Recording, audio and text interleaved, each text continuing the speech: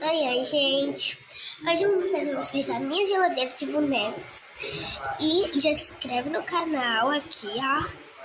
E deixa o like, que é aqui. Então vem comigo.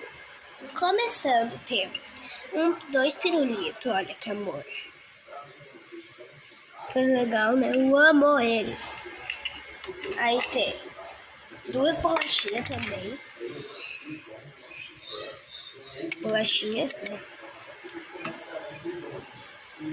Deixa eu já tirar as coisas que eu já te mostrei. Aqui tem um cupcake. Aí tem um bolinho. Um donuts. Leite em pó, né? Pra fazer um leitinho, que eles são bebês ainda. Tem essa outra bolachinha. Essa salsicha.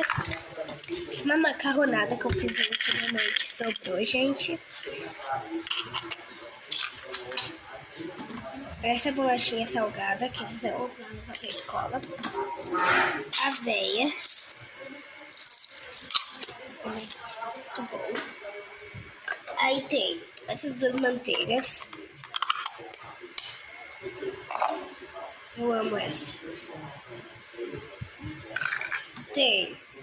Muito bom. Aí tem um leite e um iogurte. Mel. Suco de uva. Então agora vamos guardar, né, gente? Tudo que tinha aqui pra, né, a gente não se perder, né, em tudo. Senão, gente, eu acho que vai ter parte 2 desse vídeo, mas só vai ter se vocês deixarem o like, né? Isso tudo depende de vocês. Então, gente, eu vou guardar aqui tudo agora. Tudo arrumadinho, né? Como sempre eu deixo.